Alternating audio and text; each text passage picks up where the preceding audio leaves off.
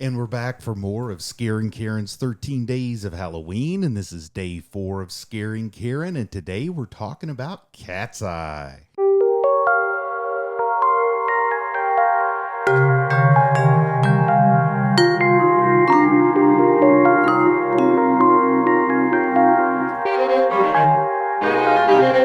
We're talking about Cat's Eye from 1985, directed by Louis Teague, the same guy that directed Cujo and Alligator. I don't think you've seen Alligator, but I know you've seen Cujo. Nope.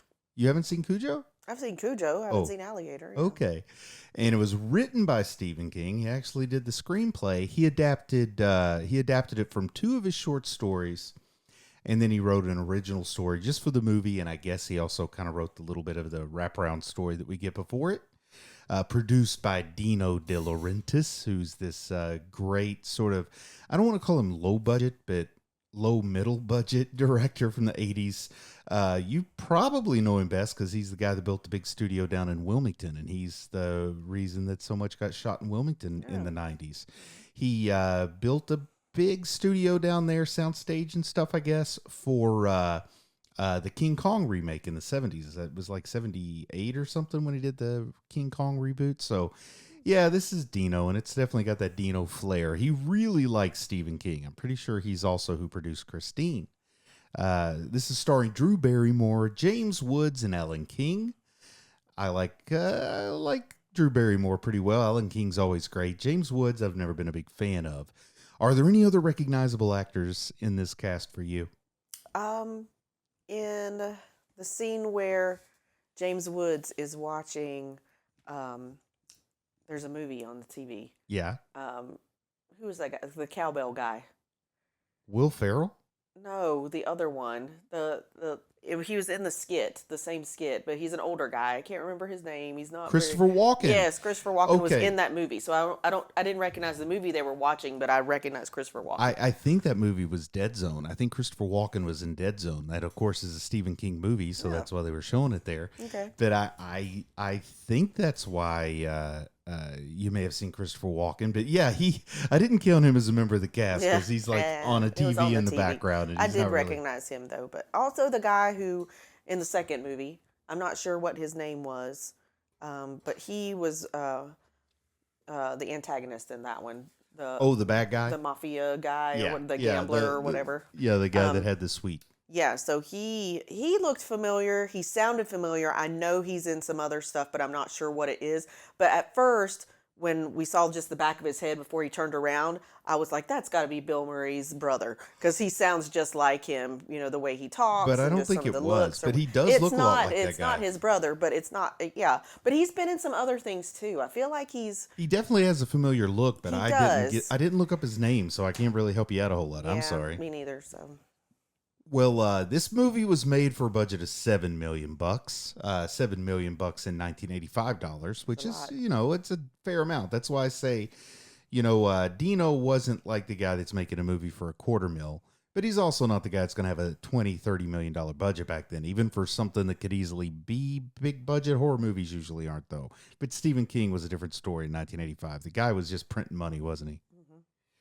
Now, the box office for this, there's a little bit of controversy. The box office was either $13 million or $3.5 million. So I don't know what to make out of that. Maybe it was 13 million worldwide and 3.5 million in the U.S. Either way, against a budget of 7 million, that does make people real excited. Maybe that's why this didn't launch a franchise like so many other Stephen King movies did. Like there's a Mangler, there's Children of the Corn 9 or something, but there's no Cat's Eye 2. I think it definitely wasn't one of his stronger movies, stronger stories. It could have caught on just like Creepshow, though. It's a nice little anthology story, but it was going for something. I don't know how much De Laurentiis had to do with the way it turned out, because it definitely feels differently from the Creepshow anthology series he did with Romero. Yeah. Romero, that is. Louis Teague, though, when I think about Cujo, it makes sense. He's probably a De Laurentiis guy. I bet that De Laurentiis probably produced Cujo. I'm just going off the top of my head. I didn't verify that. So the spoiler warning, here's where I'll give everybody the big spoiler warning. I can't talk about a show without talking about all the details. Movies are the same. Can't talk about movies without all the details. So from this point forward, there's going to be a lot of spoilers. If you don't want to see those spoilers, then I guess you can just go ahead and stop the video, go watch this 40-year-old movie that you don't want spoiled, and then come back and watch the show. Or you know what? Just keep watching. I'm not your dad. Do what you want. Okay, are you ready for the synopsis? Yes. All right, here is our synopsis. 3 dark stories play out in and around New York City, all witnessed by a mysterious cat from out of town. And when I say a mysterious cat, I'm not talking about some guy who's a mysterious cat. I mean, we literally have a feline, a 4-legged cat who is the common thread that connects these stories, though I don't always know how the cat gets from from Manhattan to Atlantic City to what looks like maybe Long Island. I guess the cat takes us subway. No. Okay, so that's where you were wrong in your synopsis. The 3 stories: Manhattan, Atlantic City, and Wilmington, North Carolina. Oh, is the so last one. the cat went It all the way went to way Wilmington. far away, which I thought was strange. And that was a problem that I had with the movie, is the transitions between the stories. It doesn't exactly show. It shows the cat leaving the scene, but not quite how they got to where they were getting there, like from Atlantic City especially to Wilmington. It Yeah. just it shows him leaving the hotel, and then it shows him on a train. Like there's nothing No showing where he explaining gets how on he the got on the train, and then train. he gets off the train in Wilmington, and that's a really long distance. Now, So, I totally understand why De Laurentiis would why Dino would pick Wilmington, because that's where he probably, when we saw the ledge on the building in New York City, that was probably in Wilmington, and that's a building from King Kong. You know what I Yeah. mean? well, so I think it really was the opening shot of not Wilmington, of New York City, because the Twin Towers were still in well, that opening shot. Yeah. But I'm sure then- Dino's got a whole library filled of just like cityscapes. But they also, because I knew where it was going, they connected New York to Wilmington, because the truck that the cat gets on to go to New York was the Wilmington Tobacco Company. Oh, Yeah. I didn't even pick up on that. And that's so how they get into the first story with the I just smoking see stuff. I see suburbs, and I didn't think Wilmington, because the first two And were they're so far away from each other, right? Well, I mean, you go from Manhattan to Atlantic Yeah. City. I can buy that a little bit. So I just assumed we were like out in Queens or on Long Island somewhere whenever You'd they're think in Wilmington, the suburbs. Delaware, because it's a little closer. I But could have then- sworn I saw Leah Remini and Kevin James in the Yeah. background too. Well, I think the connection to the first story with North Carolina is the tobacco that's grown in North Carolina, and so Well, the story focuses on smoking. In the Let's first go one. ahead and start then with. All right. Well, I got a couple other questions I want to ask you before we get into this. But Okay. first off, like I said before, this feels like just some good old quality '80s Dino. Do you remember many movies by the De Laurentiis company? No. And I would imagine what you probably know Dino best for now, like what he's most famous for now, is I think it's either his niece or his granddaughter. Granddaughter is Gia De Laurentiis, the cooking lady. Yeah, Giada. I Yeah, think. Giada. That's it. What did I call her? Gia. Yeah. That's close. That was close. It was Yeah, I knew I Italian. recognized the last name, so yeah. But yeah, Makes that's what a lot of folks may know him for now, is just simply his currently celebrity status cooking younger generation family member. Do you remember when you first discovered this movie? Like when you first heard of it? Do you remember when it was in theaters? Because you'd have been pretty young in '85. Yeah, and so in '85 when it came out, I think I was about 5 years old, so I definitely wasn't watching those kinds of movies. I probably didn't discover it until I was about, I'm thinking 8 or 9, so it'd probably been the late '80s, maybe when it came on TV, actually, when they would play it on, reruns or whatever. So I'm pretty sure that's when I caught it first. After E.T., I was a pretty big Drew Barrymore fan. And she had Firestarter that Right. came out somewhere around this time, and then this comes out. So I got on a real big Drew Barrymore kick, and I thought she made scary movies. To me, E.T. was scary at the time. It had Yeah. an alien in it, and an alien's kind of like a little monster. So I remember being excited about this when I saw like the commercials for it on television when it was out in theaters. Oh, wow. So I had really built us up in my mind like Yeah. a major studio, like this was a tentpole movie to me. I was Yeah. envious of the people that got to go see this in theaters.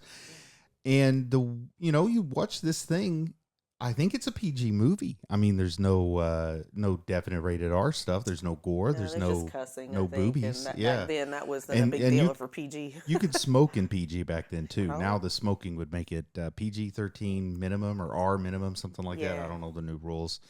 But this is one I probably could have seen when I would have been 11 years old when this came out, 10, 11 years old. Yeah. So, and I think this is a nice, scary movie. You know, Halloween's coming up. You got one to watch with the kids. This is one that's not too scary. It's not. I think as a younger kid, though, back in the 80s, like, I think it was a little more disturbing. It really stuck with me even into adulthood because it was one of the first scary things I've watched. I was such a wimp for scary movies when I was a kid. Oh, I loved like, it. I wanted to see this, but I also probably didn't have the courage to see it until I was maybe 16 or something, 15 at least. Well, around that time, I was into reading a lot of books. And I think when I was about 8 or 9, around the time that my grandfather had passed away, I got really interested in like paranormal and horror things. So I was reading all the ghost books, anything I could get my hands on, any kind of horror books. And I know we had a summer reading program at our local library, so I would just read as many books as I could.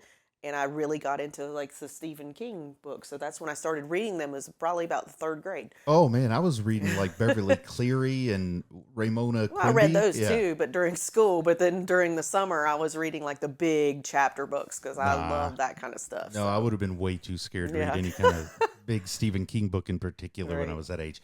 But the stories in this were in Skeleton Crew, just like the monkey. Oh, okay. Yeah. See, I've never read that group of stories. Actually, I don't think I read those until later. Yeah. But I read like the big ones, like Graveyard. And I read Graveyard Shift. That's I think the I one may have with read the that short one stories as well. in it. And a lot of kids read that, but I didn't read it till I was in college because Yeah. I was a scaredy cat.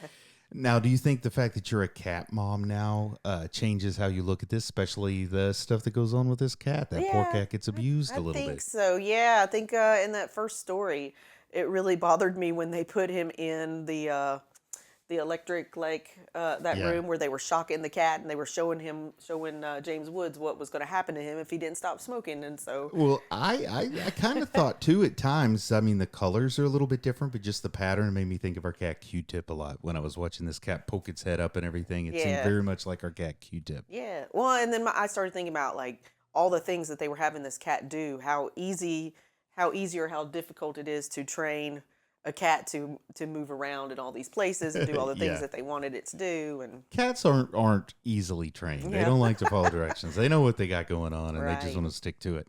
Well, let's go ahead and start talking about some of the details. I just kind of broke it down into the prologue and the 3 stories because I think there's a little bit to say about each. But if we just try to ramble on, we could go all night and not actually talk about the movie, jumping here and there. So let's start off with this prologue, and basically there's a dog that is Cujo. Chases the cat onto a train or a truck or something. They go past Christine. Did you notice that? Yes, I noticed both of those things. So I noticed, obviously, Cujo was a big part of it. And I started thinking that Blue's going to look a lot like Cujo, the coloring and everything. I hope She's going to be about that size, girl. This dog was disturbing looking, mangy and dirty. We'll make sure Blue gets a bath, but she's going to be the size of Cujo and have that bark. Yeah, probably bigger than that. Yeah, so we got that to look forward to. And then, of course, we see the old classic red car with the fins on it, kind of Chevy Bel Air style. I don't remember exactly what kind of car Christine was, but it's Christine that goes by him there. And I was wondering, your Stephen King lore better than me, and whenever people start dropping Easter eggs with Stephen King, they really like to drop a lot of them. Yeah. But in 1985, you've got The Shining, you got Christine, obviously you've got Carrie and Cujo. I don't know that you have a whole lot of Easter eggs to drop unless they're just book based, which I don't know if Dino read the books. I think maybe it has to do with the director and the Louis, the Dino guy. Maybe they were involved in those 2 movies. Because Louis Teague definitely directed Cujo, and I'm pretty sure that Dino produced Christine. So yeah, you would have that connection, but I was just kind of looking around to see if there was I don't know, Jack Nicholson just walking in the background with an axe or something like that. Here's Johnny. So I don't know much else to say about the prologue. It's just an excuse to get the cat to New York and to drop some little Easter eggs. I think you could have started this movie out just with a cat wandering in an alley in New York, and it works just as well. Yeah. Although you do get the little nostalgia, member berries, or what people call it there, where you get to see Christine and Cujo. Cujo had a little bit more fun with than Christine. I was never a Christine fan. Now, story 1 is called Quitters, Inc. This is one of the stories that's adapted from a short story. I think the short story is also called Quitters, Inc., and it is in Skeleton Crew, just like the monkey was. And this is the story of James Woods getting, it feels like he doesn't sign himself up for this, which is bad to me. I think if you're going to do something this extreme, you at least, it should be your idea, but it really seems like somebody he works with just drops him off and says, go in, you're going to love it. He goes in, doesn't love it, but it's too late to back out once he's inside. Yeah, I think there's a little bit of peer pressure there. So what do you think about this overall? I mean, the idea of quitting smoking in the 80s was such a big deal. And there was all kinds of like movies and TV shows and stuff about people quitting and trying to quit. I don't know. Did they not have patches back then and gum and lozenges and stuff? I don't think so. No, Because I that's don't pretty know. extreme. I think the one part where I felt really bad for him is when he went to that party and everybody is smoking and is in his face. And he said it had been like 2 weeks, I think, since he'd stopped. I'm like, I can't believe he didn't break, or that he said he wouldn't go. He ended up going anyway and he didn't break then. But that was crazy. The consequences, he's told he's always being watched. Yeah. And this is a time before a whole lot of electronic surveillance. So like there's a really creepy part where he thinks he hears somebody in his closet and he sees like water dripping as if somebody I think there came in. was somebody Oh, there. because It was there. So we're later there. on you see the guy jogging and then it goes down to his shoes and he's wearing like penny loafers. So I Yep. think that was the guy that just hid in his house all night. I to think keep it's an eye on him. the same guy as the one that picked up the cat from the street. You know what? I think you're right. He's Yeah. definitely the one that's He's there. the one that's in everything. Yeah, he's there at the end when the electrocution's going on. Yeah. What do you think about this idea that people who are smoking don't care about themselves, obviously, so you have to guilt them into quitting by showing them the bad things that happen to other people? This was a real common thing. I grew up with a mother who was a smoker, and I was a kid, and at school they would give you all this stuff like go home and tell your mom you need to quit for me because I've got asthma, that secondhand smoke's no good for me, all that stuff. Didn't work on her. She would have smoked a cigarette the whole time I was in that shocking device. Oh yeah, no, I mean, my dad smoked all his life, and I feel like we pressured him into quitting, and I mean, he finally did end up quitting because he needed to, get healthier. But it didn't. He didn't do it because he wanted to. It was us kids saying, you need to Yeah. you need to quit smoking. I'm sure he just got tired of hearing it, and then all it took was, I think he had stopped smoking for a good maybe 10 years.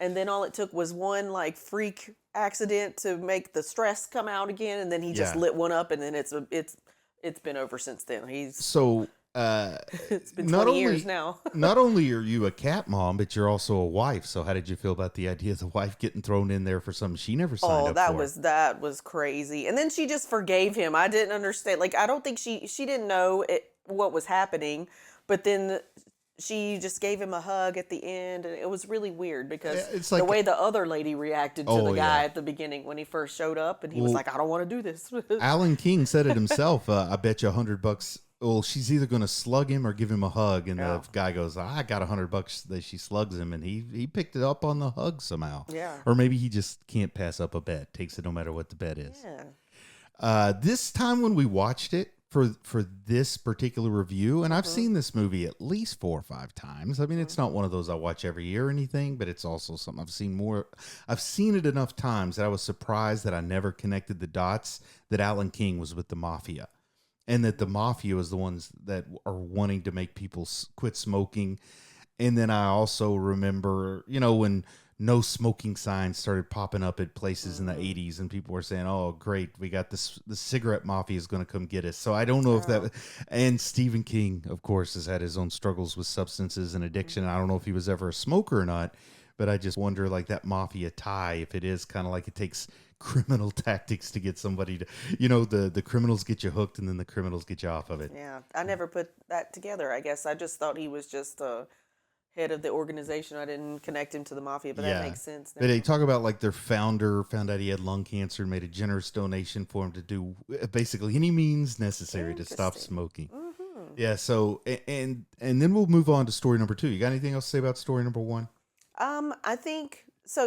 As the 3 stories cohesively, how they tried to, other than the cat, to tie them all together. Yeah. I think in the past, when I watched it the first couple times around, I didn't catch the part at the beginning where it was Drew Barrymore's, or it was a mannequin in the window, but her face and on then it. her face, and I'm like, what is going on here? Like, what is this weird supernatural thing that this is? The cat, like, on she's a journey or he's on a mission, and like is she speaking to him from somewhere? Like she's using her astral projection to tell the cat to come protect that's her. so weird because I never saw that like in the third one But that she had that ability. I just Stephen King always likes to throw The Shining yeah in there, so I guess this is his. This girl has a little bit of The Shining, yeah and it would always bug me too that might because be it too. you get into a story like The Shining, Mm-hmm. and it's this really great story about being locked in a cabin with your dad as he goes nuts, and how scary is it that the father you expect to protect you is the one you got to be afraid of. Yeah.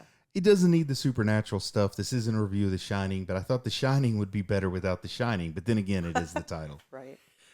So story number 2 takes place in Atlantic City, and you know that Quitters Inc. was, as I said, I made that connection with the mafia, and then I started thinking they had a good opportunity because the antagonist in story number 2, which is called The Ledge, is also kind of a gangster type, right? He Yes. loves to gamble. He's in Atlantic City. The idea is mafia runs casinos and stuff like that. Of course, he's got a penthouse with a ledge. And he finds out that this retired tennis pro or something like that is having an affair with his wife. So he gets that tennis pro picked up and he says, look, I've planted drugs in your car. Because, man, We saw that. the war on drugs was something that probably wasn't as scary in the 80s as it is now, but it all felt so new. Like the idea of somebody putting drugs in your car and you go to prison for the rest of your life for something you didn't do. So, and there were always movies and TV shows about cops and people planting drugs on you. So it was a real common fear. I think it was an excellent motivation to convince somebody that it might be worth walking on a ledge. Now, for me, I'd rather go to prison than walk on that ledge. Yeah. I am so afraid of heights. You throw in the wind and everything. I would rather just say, you know what? I'm going to jump face first out the window and belly flop on Fifth Avenue because I couldn't handle. My heart would give out on me. There's no way. You know how I am with heights. I think I don't like heights either, but I think I would have attempted it. But the whole time he's walking on this ledge, all I could think about was like if that were me up there, how bottom heavy I am, and if I were to lose my balance and I'd lean forward, I'd stick my butt out, and then there I went off the side. I'd say, you put drugs in my car. I'll be right back. Come back with my face all covered in white powder. Took care of that problem. All right, I'm ready. What do you want to talk about? Yeah. So I don't know. So it's a story. Guy has to go around. I do like when they drop the horn. Like he tries to scare him a couple times, and one he just jumps out of a window and honks like a Bozo the Clown kind of clown horn, and he drops it, and it all falls all the way down to the ground and hits and gets bent up, and it makes a honk sound just when it hits. Kind of cheesy, but I like it because that horn's gonna kind of come back around at the end of the story, isn't it? But then also the CGI back in the 80s was just so horrible. Like Well, when it wasn't when you computer see generated. this, Yeah, like, it was all when blue you see screen. this horn fall, you could tell that it was not in the right place. It was just kind of twisting, and they were just Yeah. moving in the background. It's also kind of weird to think that the whole time they were out on that ledge, they were probably not even 3 feet off the ground. right. But it looks pretty good. I mean, you can tell that this is a sound a backlot or something like that. I mean, it just doesn't look real. It really felt like I'd love to go see. I don't know what kind of condition it's in now, but I'd love to go see this place in Wilmington because I had so much fun with the one out in LA when we went to Universal a couple years ago. And Wilmington's much closer than Universal, so I'd love. I don't know if they do tours or anything. I'd like to go check it out. Maybe. Well, and it had been a while since I had seen this movie, so the first story and the third story really stuck with me, but the second one didn't. And then when I started watching it, that's when I remembered what it was about. Oh my goodness. I remember the second story because I think it's the one that always scared me the most. That's weird. Because I'm so afraid of heights. The tennis pro, I mean, he's a professional athlete. He goes into a little cubby hole and gets sprayed with a fire hose, and he's all soaking wet. But he still makes it all the way around the building and back into that window. The bird, that's the one that was the most disturbing to me. Yeah, because you can see the blood coming in. Yeah, on and that's his what I sock, just a remembered the tiny most. little And I'm piece of like, blood. why is he just not curb stomping that bird? I didn't understand why he didn't just kick that bird like right away. It's so satisfying though when he does give that bird a big kick. Yeah. And then it does have a little bit of that poetic justice here because once the guy survives, he manages to have a little bit of a scuffle and get the gun away from the tough guy. And then he wasn't going to honor his promise. Or yeah, whatever. so he says, I told you could have my wife. Here she is. And he opens up a duffel bag and her head falls out because they'd already killed his wife. Well, I wonder if that was really his wife or that was like a decoy. I think it was really her. Yeah. I mean, it's Well, he for put the him on that purposes. bus, or put her on the bus to go away. Like, did somebody Well, follow oh, of follow course, him? man. Like, It's mafia. The bus drivers in the they all mafia. know. Yep. You don't mess with Tony Soprano. Over there. Very simple story. Very straightforward. Very simple. Of course, the bad guy has to go out. He's forced to repeat the same wager that our tennis pro had to do, and he doesn't do as well. He ends up falling off of the ledge all the way down to that road, below. And of course, he falls off right where the horn is. And when his body hits the horn, you get another. Oh, I thought he just fell off. That was the noise that they made. I don't think he fell on the horn. I think they added that noise to make it like give it like a comedic feel. I think that noise is there because he landed right on the horn. I don't think he landed on the horn. Well, he was a little bit farther away from where that guy had dropped the horn. All I gotta say is I'll let folks chime in the comments. So in your head canon, does he or does he not land on the horn? Also, the guy that's the retired tennis pro that has to go on the ledge the first time, he's from Airplane. He was the I don't know the actor's name now, but he was like the failed pilot. He failed because he had a drinking problem, but his drinking problem was whenever he tried to drink water, he accidentally poured it on his shoulder instead of in his mouth. He looked familiar. I wasn't exactly sure where he was from, but I knew I'd seen him before. He strangely to me looked like a more like a thicker James Woods. It was kind of crazy how much those two white guys looked alike to me. Mm-hmm. All right, so story number 3. Anything else about story number 2 before we go on to number 3? No. So story number 3 is called General. And in story number 3, we find out that the cat's name is General, or at least that's what Drew Barrymore has decided to name the cat was General. And this is the story that's the original story for the movie, not adapted from any prior existing material. And I think Stephen King did a good job of writing a new story for this movie because it makes the cat worthwhile, because those other 2 stories, the cat's very incidental.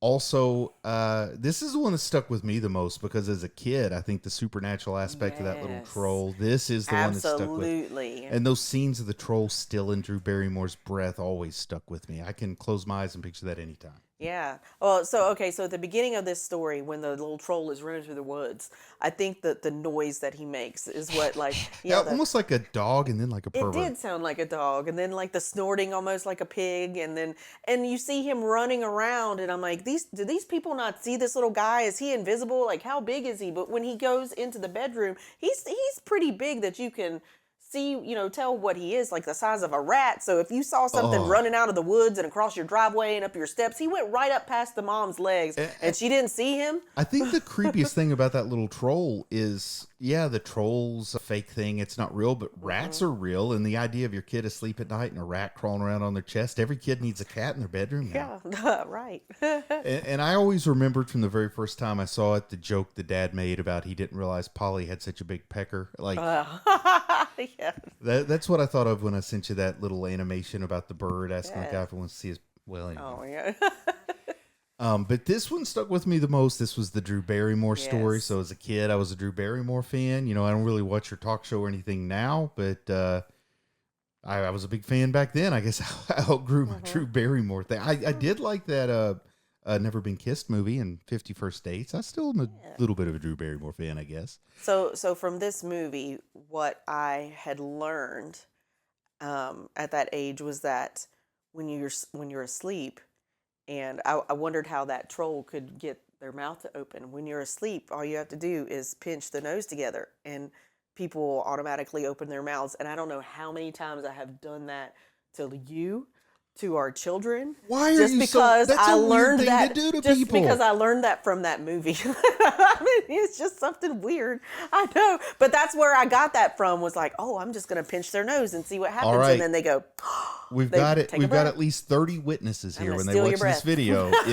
If I ever die mysteriously in my sleep, check my nose for fingerprints. You're not going to die from that. It's just interesting to watch. Like, I didn't know that was actually a thing. And so when I actually tried it, I was like, oh, that really does happen. People really do open their mouths. What if I open my mouth and the troll steals my breath? Nah. That's why I use a CPAP. It would have been me. I use a CPAP to keep the trolls away. What are you trying to say? Did you notice this cheesy synth score? I didn't really notice the music, especially it's like one guy with the synthesizer going through all the settings. I didn't really notice it until this third story, but boy, Did it feel like it hit hard? It was a little distracting for me. It's very much of its time, and it does have some nostalgic value. But this was Alan Silvestri, and it was weird, just like a Casio keyboard from Kmart, and he's Yeah. sitting there playing on it. I don't think I really paid attention to that. I was too into watching like what was going on and looking at the background and stuff than listening to the music. But I can see that. I'll have to go back and listen to it now that you were bothered by it. I do like though that our cat became so heroic in general, got a chance to really shine here in this last one. Have a reason for the cat to be in there because it really did feel kind of like an arbitrary way to tie these stories together. Just to have a cat going through. It's almost like Dino thought of the idea of Cat's Eye being good for a scary movie, and he knew Stephen King was a fan of cat people. Well, in the so the dad, when he was making fun of his wife's, I guess her grandmother. Yeah. You know, the accent, was it a Russian accent or something? It was Eastern European. Yeah, I don't know. so I was curious as to, do they actually believe that cats steal the breath of children? Because that was the story that the mom told, but the dad also told. It and feels, they both believed it, and that's why they didn't want the cat. But they said that's why they didn't want the cat in the room. It But feels a little bit like something Stephen King made up, but what do I know? I guess I can try I mean, to I look it could up hear and a get back to gypsy you. maybe like, saying something like that. Cats are bad. Any other stuff about this third story, general, before I ask you some things about the movie as a whole? I think one of the coolest effects in this, and what has stuck with me too, is I remember watching the little door or the wood break open and on the way it would wall for it to come out of completely the wall. and it would like completely heal up when it Yeah. was gone. Yeah. That always confused me. So as a I thought kid, it was too. like something that they created, and then they just played it in reverse to show it seal Nope. back up again. So No wonder the parents. I mean, it's a magical creature Yeah. to steal breath and be a little trolly thing.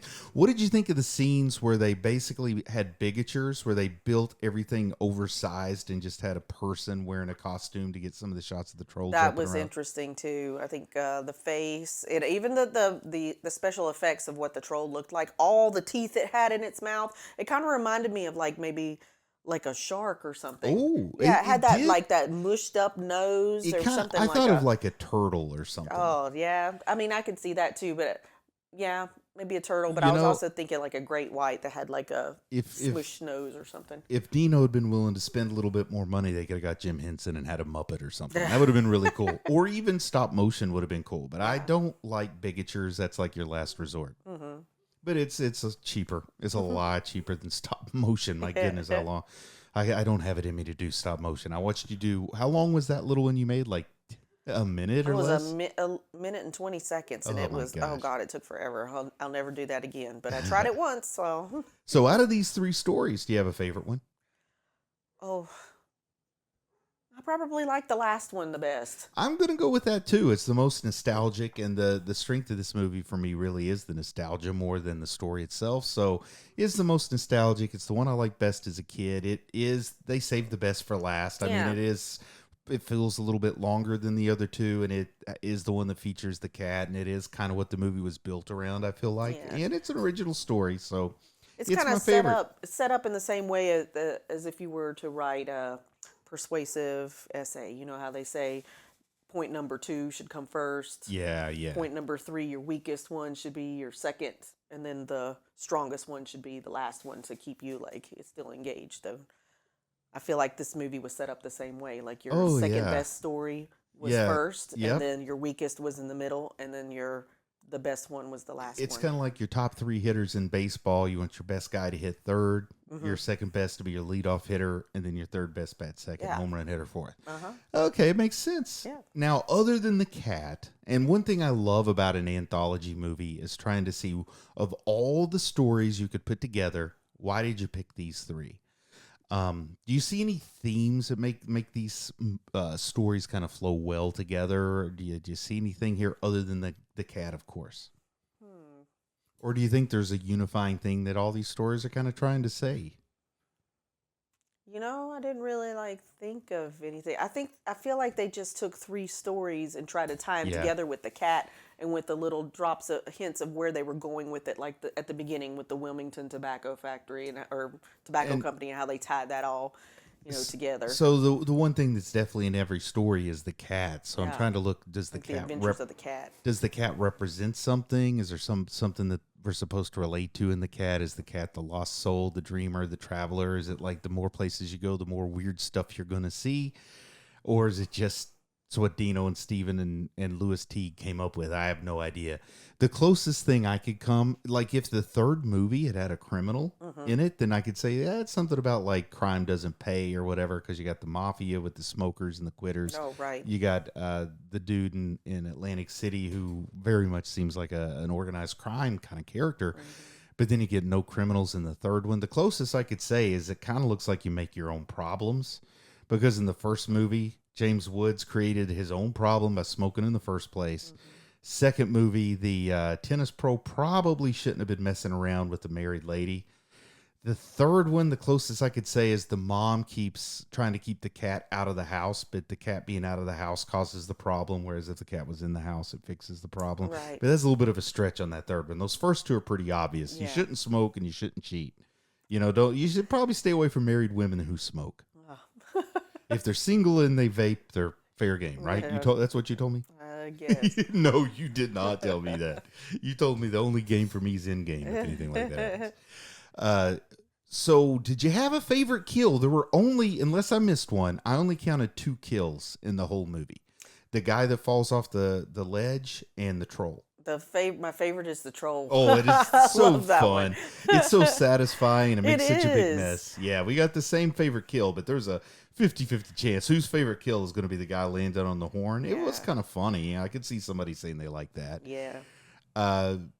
Favorite shot in this movie. This is one that they didn't really have a lot of adventure shots. It's not like Kubrick. It's not like Hitchcock here.